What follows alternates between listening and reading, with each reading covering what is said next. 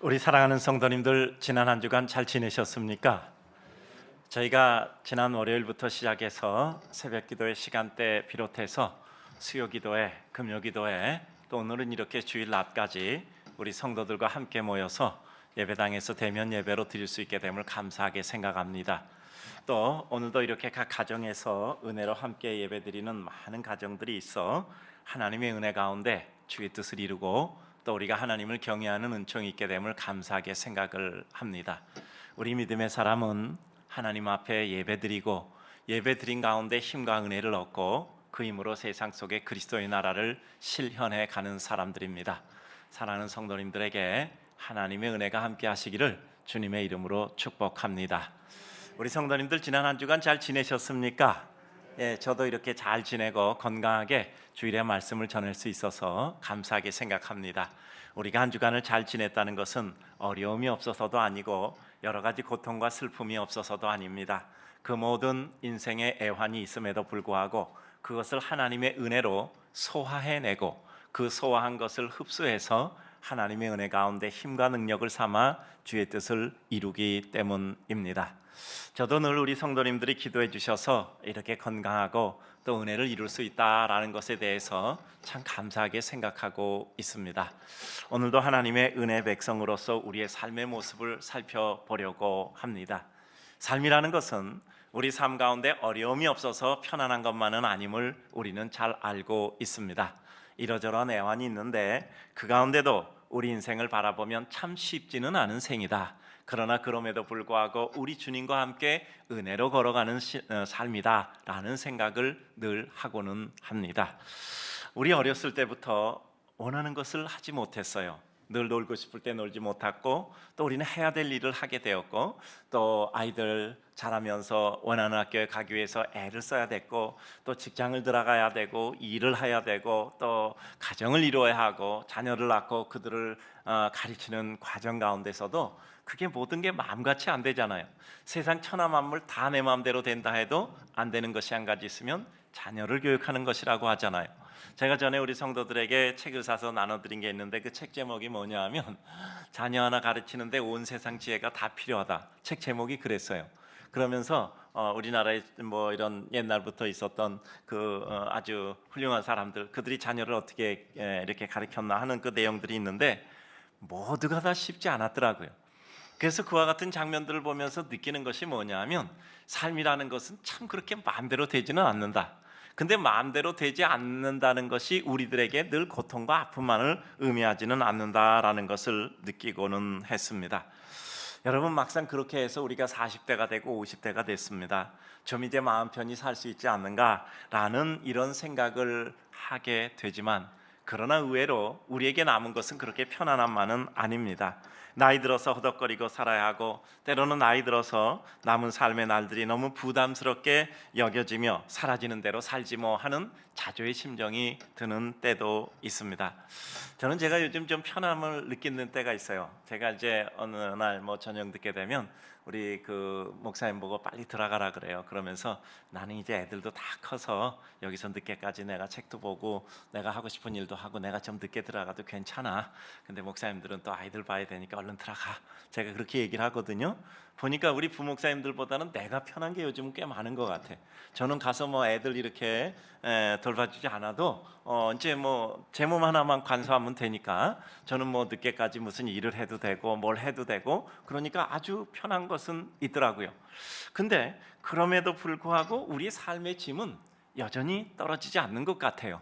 그래도 해야 될 일도 있고 또 생각해야 될 일도 있고 결정해야 될 일도 있고 그런 가운데 고뇌하며 또 앞으로 우리는 무엇을 보고 갈 것인가, 이 시대는 무엇을 요구하고 우리는 시대를 어떻게 판단하고 해석해서 우리가 갈 길을 정할 것인가 하는 것들은 끊임없이 이 세상을 떠날 때까지 우리들에게 다가오는 것이라고 생각을 합니다.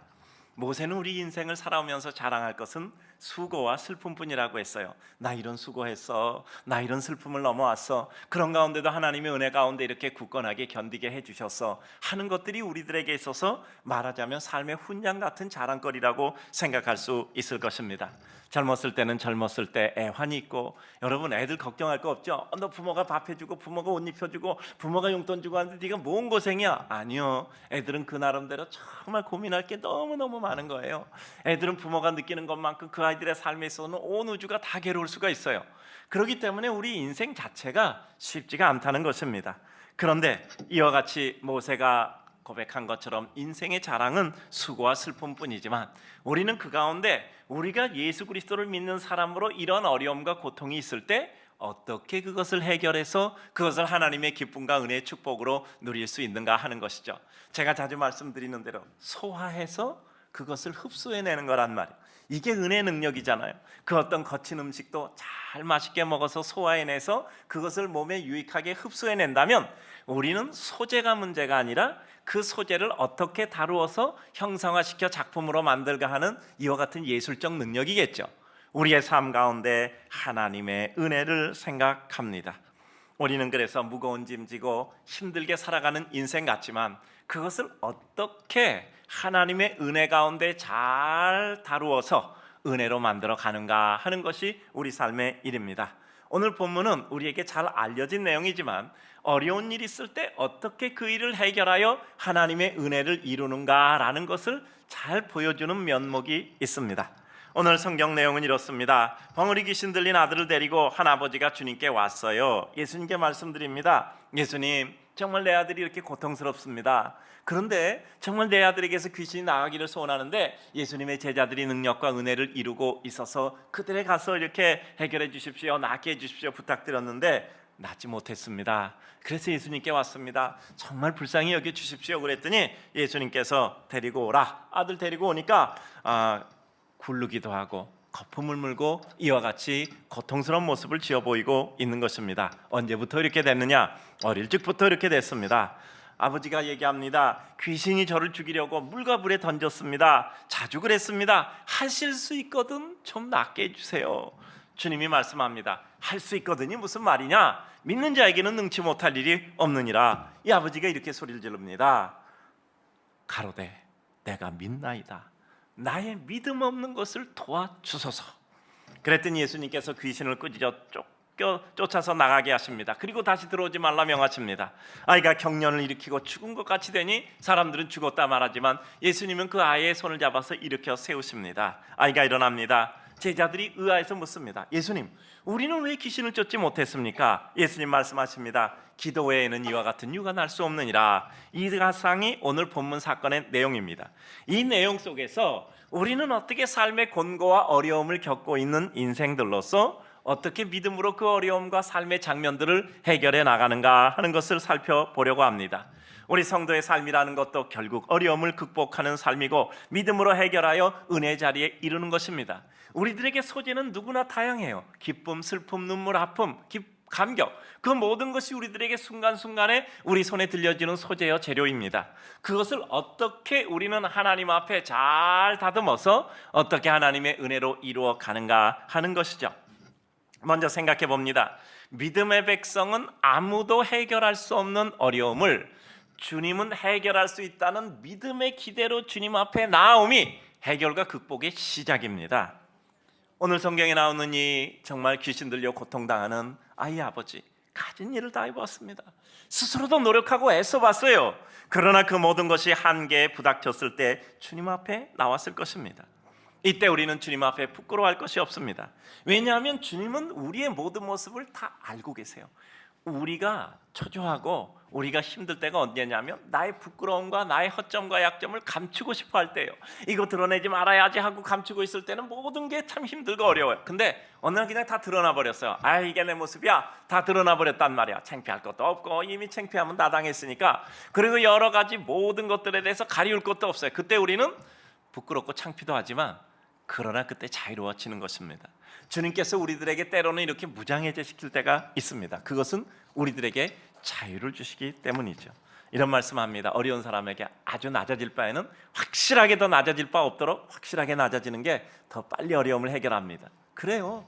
여기서 바둥대는 것이 아니라, 정말 말씀드리잖아요. 정말 두려울 때는 절벽에서 뛰어내리는 것이 오히려 더 낫습니다. 더 낮아질 것 없지 더 바닥까지 낮아져서 거기서 하나님의 은혜로 다시 한 걸음씩 올라오는 게 더 나은 것이죠. 그래요. 우리가 주님 앞에 나갈 때 우리의 부끄러운 마음, 우리의 부끄러운 삶의 모습, 우리의 누추한 생, 그 모든 것을 주님께서 아시고 계시기 때문에 우리는 마음 졸이는 것보다 차라리 훌륭한 것이죠. 주님 나 아시지 않습니까? 그런데도 주님께서 나에게 은혜를 베풀어 주시기를 소원합니다. 부끄러운 소원이지만 부끄러운 소원을 주님께 아뢰 수밖에 없는 이와 같은 가여운 인생을 주께서 긍휼히 여겨 주옵소서. 우리가 어떤 한계 상황에 다다랐다는 것은 주님으로 은혜의 근원을, 우리의 모든 해결의 능력의 근원을 전환시키는 거예요. 제가 전환이라는 것에 대해서 자주 말씀드리잖아요. 그래요, 내가 어려워요. 내 힘대로 다 해봤고 누구의 도움도 받아봤고 여러 가지 여건에 기대도 해봤는데 그 모든 것이 안 될 때 우리는 그렇죠, 망했다가 아니라 나로서 망할 수밖에 없는 끝이다. 그러면 방법을 바꿔야죠. 주님 앞에 나오는 것이란 말이죠. 12에 헐레번 걸렸던 여인, 오랫동안 고생했고 돈도 다 써서 정말 가난해졌고 뿐만 아니라 그는 더 몸이 나빠졌고 그래서 그야말로 돈도 잃어버렸고 건강은 더 나빠졌고 이제 해결의 방법도 없고 지루하고 힘들은 차에 그는 그 모든 문제를 해결할 수 있는 유일한 근원을 다시 찾았는데 그것이 바로 예수 그리스도였단 말이죠. 그래서 주님 앞에 나와서 그 옷자락이라도 붙잡고 그러므로 말미암아 그에게 은혜가 임하여서 마침내 하늘의 은혜를 잊게 되었던 거죠. 연약한 인생, 우리가 스스로 애쓰고 누군가의 도움을 받아도 해결할 수 없을 때 마지막으로 찾는 해결의 근원, 예수 그리스도였단 말이죠. 그 주님 앞에 나아옴, 이것이 우리 인생의 새로운 해결의 출발입니다.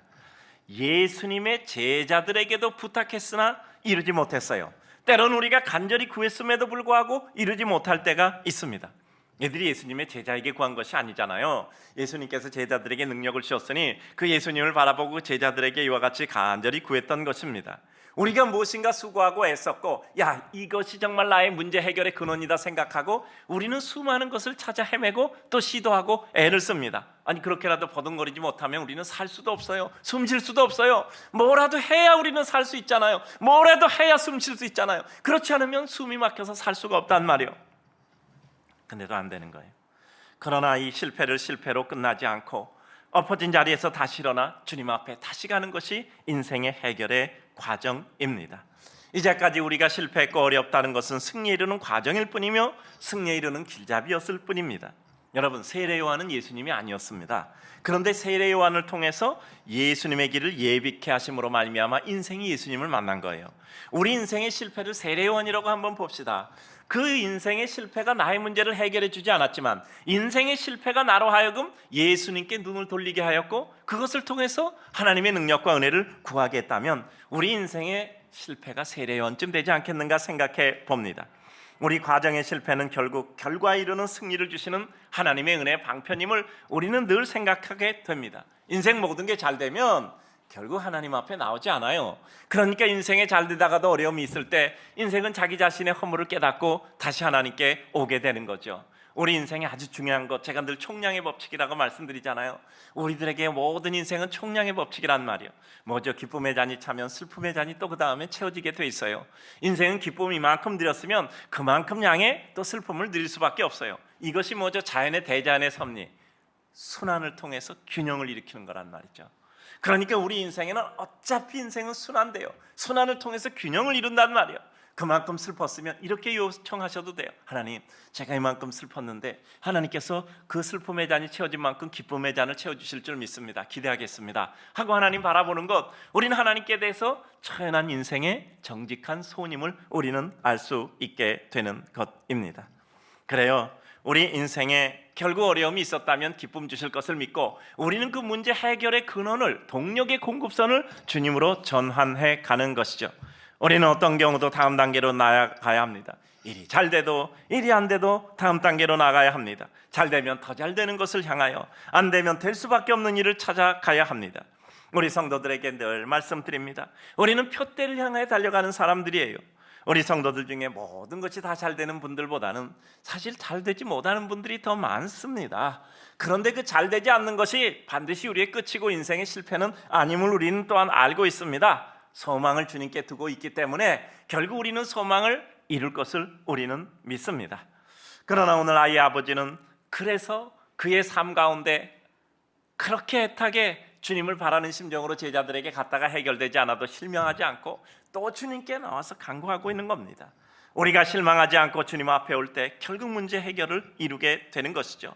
우리가 주님 앞에 나왔다면 일단 문제의 단추는 우리나 풀어서 해결하게 되는 것을 의미하고 있습니다. 여러분, 오늘 예배 나오셨다는 것, 예배당에 오셨어요. 또 가정에서 예배를 드리고 계십니다. 주님 앞에 예배 나왔다는 것은 이미 하나님의 은혜가 작동하고 있는 거예요. 자, 내 앞에 와라. 주님께서 우리를 부르셨단 말이요. 그리고 가라. 이렇게 말씀하지 않으세요. 우리를 부르셨다면 부르심이 합당한 은혜를 주실 것은 분명하단 말이죠. 여러분, 목사가 우리 성도님들 교회 오세요, 예배를 드립시다 라고 했으면 여기서 예배를 인도하지 않겠습니까?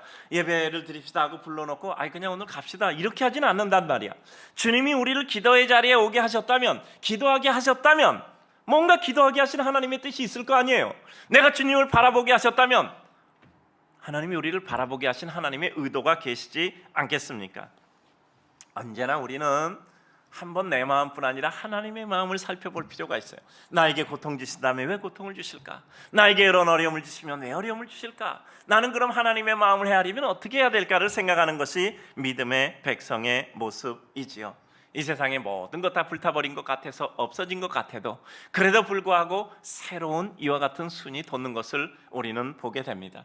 전쟁으로 인류가 멸망할 것 같아도, 전염병으로 인류가 다 사멸될 것 같아도, 자연의 재해로 이와 같은 것으로 인간들의 모두가 쓸려간 것 같아도, 홍수로 끝난 것 같아도, 가뭄으로 끝날 것 같아도 우리 인생은 결국 살아 보존하고 있는 것입니다. 여러분, 바이러스가 아무리 강해도 결국 시간이 지나 인간이 해결하는 거 보면 누가 더 강하죠? 인간이 더 강한 겁니다. 인간이 강한 것보다 또 다른 말로 표현하면요, 하나님이 인간을 보존시키시는 겁니다.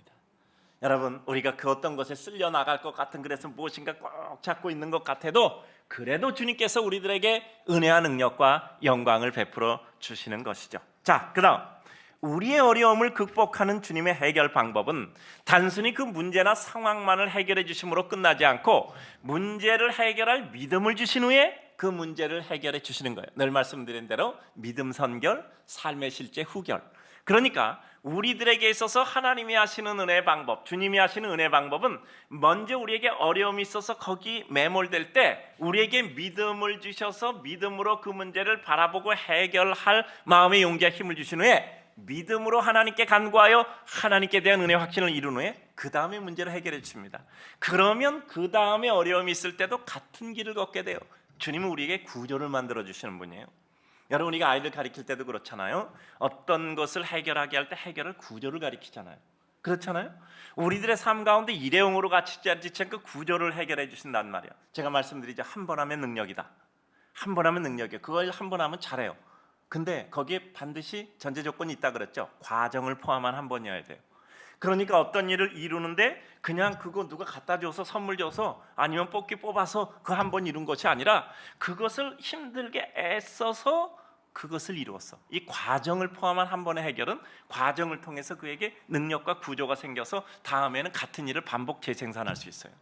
그렇기 때문에 하나님은 항상 우리들에게 어떤 어려움을 해결해 주실 때 늘 믿음을 먼저 우리들에게 해결해 주시고 그 다음에 그것을 통해서 하나님의 뜻을 바라보아 삶의 실제를 해결해 주시는 방법을 활용하시는 것을 우리는 늘 보게 됩니다. 주님은 언제나 우리의 믿음 없는 것을 책망하시고, 그러나 주님의 책망은 버리는 것이 아니라 오히려 우리에게 믿음을 키우셔서 은혜와 은총 가운데 축복의 자리에 이르게 하시고 은혜를 주시는 것입니다. 오늘 22절 보면 이렇게 말씀하시잖아요. 그러나 무엇이든 하실 수 있거든 우리를 불쌍히 여기사 우리를 도우소서. 작은 촛불 같은 믿음이에요. 온전한 확신이 없어요. 그러나 이와 같은 신락 같은 믿음이었지만 주님은 소중히 여기십니다. 우리 마음에 아주 뜨거운 확신은 없어요.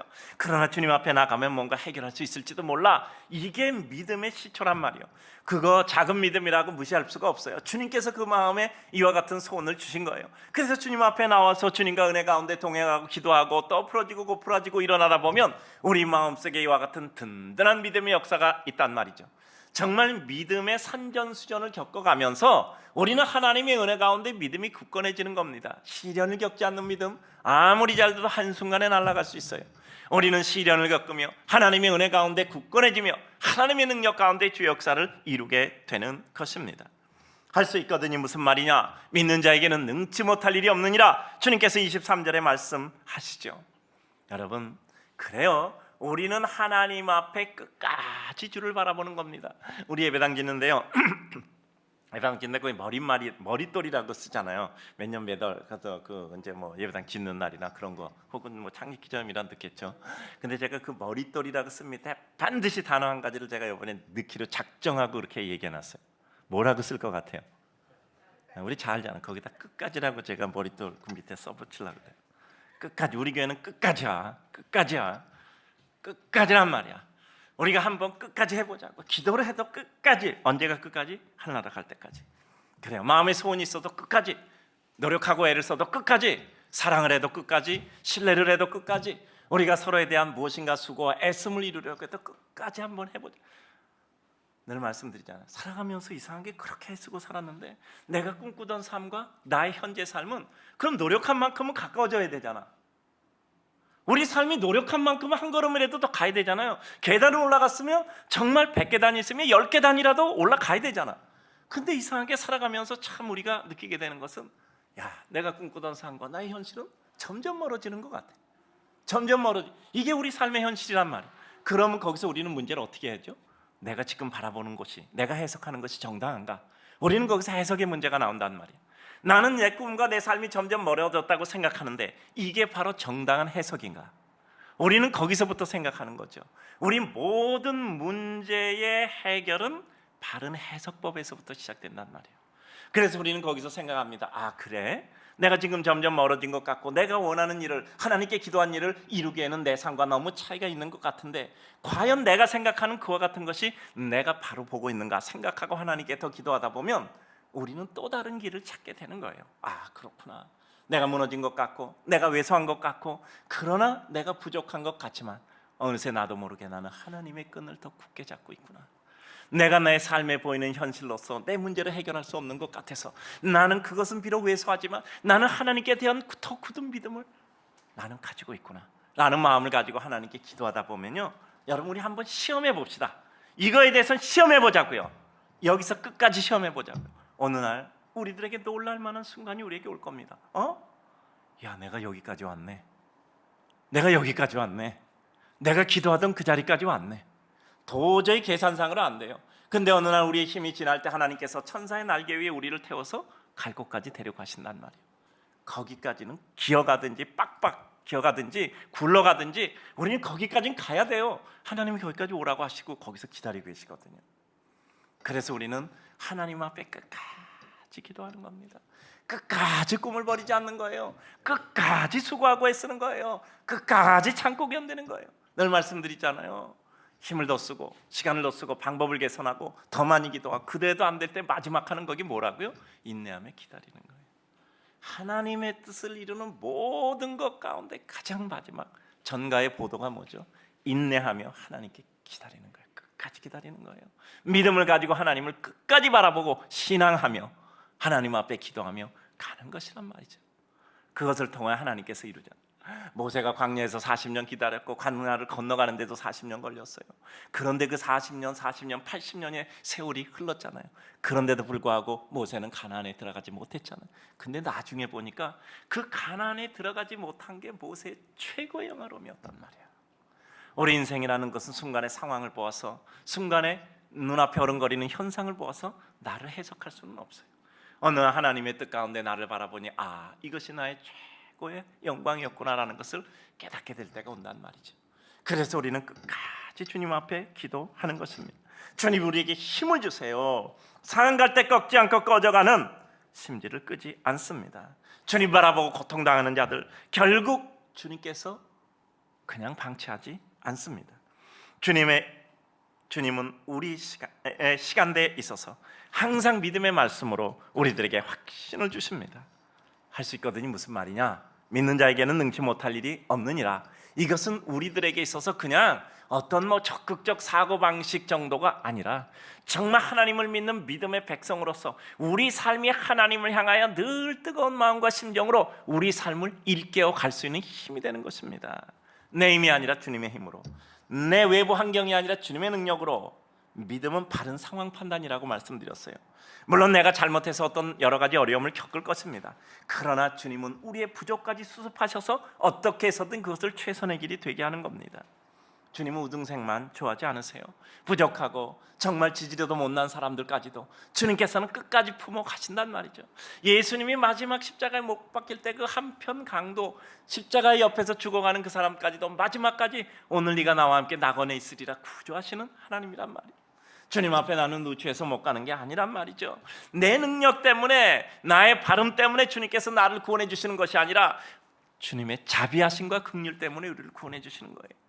우리는 그 주님의 자비와 긍휼을 기대하는 것입니다. 오늘 24절 보면 뭐라고 고백합니까? 대단한 고백이 나오잖아요. 내 믿음 없는 것을 도와주소서. 결국 깨닫잖아요. 내가 정말 믿음이 없었구나. 내 믿음 없는 것을 도와주셔서. 자, 이 말은 무엇을 의미합니까? 이미 믿음이 생긴 겁니다. 자기가 믿음이 없다는 것을 깨닫는 순간은 자기가 믿음이 생긴 거지요. 우리가 믿음이 없는 것을, 능력이 없는 것을 깨닫는 것은 아주 중요합니다. 인생의 비극은 자신이 믿음 없고 능력이 없는 것도 몰라요. 근데 은혜를 주시는 순간, 은혜 받는 순간 내가 믿음이 없고 정말 능력이 없었구나라는 것을 깨닫게 돼요. 그때부터 우리는 주님의 은혜와 능력을 붙잡는 게 되는 겁니다. 주님께 믿음 없는 것을 용서 구하는 순간 우리 인생에 새로운 길이 열리는 거예요. 용서를 구하는 것은 새로운 자비와 은혜의 길이 열림을 말씀하고 있습니다. 이 과정 속에서 주님은 간단히 귀신 들린 것을 쫓아주셨어요. 근본 문제는 이 아이의 아버지의 영적인 상, 믿음의 문제를 선결하시고 그 뒤에 자연스럽게 나타나는 현상이 뭐냐면 실제 문제 해결이었던 거예요. 말하자면 전인 치유를 이루신 것이죠. 마지막입니다. 주님의 능력과 자비를 믿는다면 그 주님의 자비와 능력을 힘입어서 문제를 해결하고 삶을 극복하며 주님의 능력을 이루며 살아가게 됩니다. 문제는 우리가 주님을 과연 믿느냐 하는 겁니다. 어디까지 믿느냐 하는 겁니다. 어떻게 바람이 흔들려 와도 그래도 주님을 믿느냐 하는 것입니다. 우리가 시험 받는다, 어렵다, 고통스럽다, 갈등한다, 그 순간은 언제입니까? 주님께 대한 내 마음이 흔들리는 거예요. 주님께 잡은 내 손에 힘이 빠지는 거예요. 우리는 주님이 우리를 사랑하심을 믿기에 어떤 순간에도 그 사랑과 보호하심을 입을 존재로서 담대하고 평안해야 합니다. 내가 주님의 사랑을 입는다는 것을 확신한 순간 우리에게 임하는 것은 평안이지요. 똑같이 일이 안 되고 어려운 순간에도 주님이 함께 하심을 믿고 자비를 믿는다면 우리는 편안한 상태에서 우리는 간구하고 기대할 것입니다. 자, 저를 보세요. 인생 외나무 다리 건널 때 많잖아요. 중요한 일을 이룰 때는 항상 외나무 다리를 건너는 겁니다. 여러분, 삶의 결정적인 순간들이 있잖아요. 항상 외주를 타는 거예요. 항상 외주를 타는 거예요. 그 외주를 타고 건너야 우리가 원하는 것을 얻게 되는 게 우리 인생의 구조입니다. 근데 확신이 없으면 다리가 떨려서요. 절대 그 외나무 다리 못 건너갑니다. 중간에 떨어져요. 외주를 못 합니다. 중간에 떨어져요. 그래서 우리 인생들에게 이 확신이 필요해요. 그래, 내가 여기서 건너가자, 내 떨어져 죽는 한 있어도 하나님이 나를 다시 받아주실 거야. 하나님이 나를 안 받으신다면 하나님이 내 때가 됐다는 거야. 그러니 나는 행복하게 하나님 품에 안길 거야 라는 정도의 마음이 생기는 순간 우리는 어떤 경우를 당해도 두려워하지 않아요. 여러분, 세상이 그런 말 하죠. 목숨 걸고 하면 못할 일 없다 그러죠. 왜 그런지 아세요? 세상에 자기 목숨 던지고 모든 걸 걸고 그 싸움에 당하는 사람은 별로 없어요. 왜 그런지 아십니까? 사람에게는 근원적인 두려움이 있어요. 자기의 모든 것을 걸고 거기 다 뛰어들지 못하는 거예요. 그런데 우리가 그 두려움을 제어하고 하나님의 은혜 가운데 나의 모든 것을 걸고 달려들면 우리 인생은 새로운 장면이 열려지게 되는 겁니다. 똑같은 일이 아니에요. 하나님을 믿고 그 하나님의 힘으로 은혜와 능력으로 주의 뜻을 향하여 나아가게 되는 것이죠. 느헤미야의 역사를 보아도, 성경의 많은 인물들을 보아도, 주님의 모든 공생의 사역을 보아도 어려움 없고 비난 없고 위험 없었던 적은 없어요. 어려움과 위협이 있어도 그것을 능히 편안한 마음으로 담당하고 묵묵히 그 일을 지속적으로 진행했던 거죠. 이 느헤미야서 보면 아주 그 눈에 뜨이는 아주 획기적인 장면이 있잖아요. 항상 산발락과 도비아 일당은 처음부터 끝까지 계속 괴롭히는 거야. 정말 이렇게 끈질기게 괴롭힐 수가 없잖아. 근데 그들은 어떻게 했죠? 한 손에는 병기를 잡고 한 손에는 기계를 잡고. 이게 뭡니까? 한 손으로는 마귀와 사탄의 세력에 방어하면서 한 손으로 할 일을 끝까지 하는 거예요. 우리 인생이 그거 아닙니까? 어려움 있는 대로 대처해 나가되 그래도 내가 할 일을 하는 거예요. 우리 살다 보면 이래요. 어려움이 있으면 모든 걸 못해. 성인의 특징이 의식분화거든요. 근데 의식분화가 안 돼. 어려움이 있으면 다른 일도 못해. 기분 나쁘면 아무것도 못해. 우리의 삶 가운데 기분 나빠도 내가 할 일은 해야 돼. 내가 어려워도 내가 갈 길은 가야 돼. 근데 이게 안 된단 말이에요. 그게 아직까지 영적 의식분화가 안 된 유치한 상태의 삶이잖아. 그런데 우리가 하나님의 은혜를 입으면 오늘 기분 나빠. 그래도 난 할 일은 해. 난 그래도 하나님 앞에 할 일하고 사람에게 할 일은 해. 이게 우리의 은혜의 삶의 성숙이란 말이죠. 오늘 주님을 사랑하는 성도님들, 어떤 경우도 어려움 없은 적 없어요. 심지어는 예수님이 나사로를 살리잖아요. 날이나 돼서 냄새나는 나사로에 나오노라 해서 풀어놔 다니게 해라. 그래서 나사로가 죽었다 나흘 만에 살아서 다니니까요, 사람들이 그것 때문에 예수를 믿었단 말이에요. 그 나사로 까닭에 예수를 믿었다. 근데 그 장면에 있었던 사람 중에 어떤 사람이 있습니까? 바리새인이나 당시의 종교 지도자를 어떻게 했죠? 이를 갈며 그때부터 더욱더 예수를 죽이기로 작정했던 거예요. 여러분, 사람의 평가가 똑같지 않잖아요. 사람들은 죽은 사람을 살리셨네, 정말 하나님의 아들이다, 이렇게 해서 예수를 다 믿고 있는데, 그 가운데도 사람들은 그 예수 그리스도를 더 작정해서 아주 죽이기로 작심을 하고 이를 갈고 예수에 대해서 해하기를 더욱더 극렬히 하잖아요. 여러분, 내가 잘 된다고 모든 사람이 다 박수 쳐주고 다 격려해 줄 것 같습니까? 천만에요. 오히려 시기하고 질투해서 거기다 떨어뜨리려고 하는 사람이 훨씬 더 많을 수가 있어요. 그러나 그것이 문제가 아니에요. 우리는 그와 같은 허상을 보고 살아가는 것이 아니라 하나님을 바라보고 가는 하나님의 백성이에요. 그러니까 칭찬 몇 마디에 날아가지 않고 비난 몇 마디에 날아가지 않고 우리는 하나님의 은혜 가운데 주를 바라보며 내가 해야 될 믿음의 길을 가는 것이 은혜의 백성인 것입니다. 주님이 우리를 사랑한다는 한 가지 사실만 확신한다면 우리는 어떤 상태에서도 우리 자신을 무너뜨리지 않을 수 있습니다. 사람이 사람을 볼 때도 그래요. 지금쯤이면 저 사람 무너질 것 같은데라고 딱 마음에 예상될 때가 있잖아요. 근데 그 사람이 안 무너지고 꿋꿋하게 간단 말이야. 그럼 우리는 어떻게 하죠? 그에게 기회를 주고 싶어요. 그리고 그를 믿고 싶고 그를 신뢰하게 되고, 그리고 그에게 무엇인가 힘을 실어주고 싶은 겁니다. 우리는 하나를 잃고 나머지 10가지 다 잃어버리는 사람이 아니라 하나를 잃음으로 나머지 10을 회복하는 사람이 돼야 돼요. 실패하면 실패로 끝나는 것이 아니라, 어려움은 어려움으로 끝나는 것이 아니라, 비난받으면 비난받음으로 끝나는 것이 아니라, 그것을 통해서 또 다른 많은 것을 소출하고 소득해서 반드시 그것을 은혜로 갚을 수 있는 사람이 돼야 돼요. 여러분을 비난하는 사람을 보면 우리 성도님 어떤 생각합니까? 자, 따라서 합시다. 반드시 저 비난이 칭찬이 되게 하리라. 그게 하나님의 백성이에요. 사방으로 우겨쌈을 당해도 쌓이지 않으며 거꾸로 들임을 당해도 거꾸로 지지 않는 하나님의 백성이란 말이죠. 반드시 저 비난이 칭찬이 되게 하리라. 세상 인심 조석변이잖아요. 우리 하나님의 은혜 가운데 정말 믿음의 백성은 그 어떤 경우에도 무너지지 않는 하나님의 백성입니다. 모든 믿음의 인물은 위기를 맞았지만 주님께 대한 신뢰를 가지고 위기를 관리하고 극복해냈던 사람이에요. 주님이 능력을 행하신다는 것은 우리를 통해 하나님의 영광이 나타나는 것입니다. 그래요, 하나님이 우리를 축복하심을 믿는다면 우리는 그 축복하심에 합당한 삶을 살아야 돼요. 여러분, 하나님이 우리를 축복하심을 믿는다면 우리는 축복하심에 마땅한 삶을 살아야 돼요. 내가 하나님께 드리는 한 번의 예배, 그리고 내가 한 번의 마음씀, 그리고 내가 한 번의 모든 삶의 행동과 생각들이 하나님께 합당한 삶이 되기를 위하여 애를 쓰는 것입니다. 우리 사랑하는 성도님들, 모든 인생의 것은 대가를 치러야 되잖아요. 대가 치르지 않으면 우리는 얻을 수 있는 것은 아무것도 없어요. 우리 인생이 실망하는 경우가 뭔지 아십니까? 적은 대가를 치고 많은 결과를 원하기 때문에 그래요. 야, 내가 정말 적은 대가를 치렀기 때문에 내가 요 정도의 내가 소득을 걷는 것은 당연해, 내가 더 많은 심어야지, 이런 생각하면 다음에는 더 많은 수출을 거둘 수 있을 겁니다. 근데 우리는 내가 심은 분량은 생각하지 않고 항상 내가 생각하는 거둘 분량은 생각만 하니까 내 인생에 뭔가 부족한 거야. 내가 인생에 부족한 소출을 얻은 게 아니라 부족하게 심은 거예요. 그렇다면 우리는 다음에 무슨 생각을 해야 돼요? 그렇지, 내가 하나님의 뜻을 이루기 위해서 더 애쓰고 노력해야지.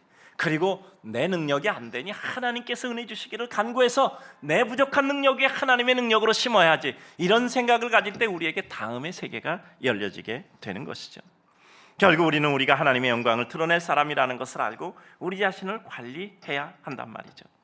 여러분, 우리 주변에 어떤 사람하고 이렇게 같이 지내다가 조금 그가 좀 내 마음에 안 들게 행동하는 때가 있잖아. 그때 아이고 저걸 가만둬 하고 한마디 표현하려고 하다 무슨 생각이 딱 들어. 야, 잘못하면 저 사람이 우리 교회 나올 수도 있어. 여러분 그런 생각 들 때 있잖아. 내가 저 사람 전도해야 되는데 그런 생각 들면 어떻게 합니까?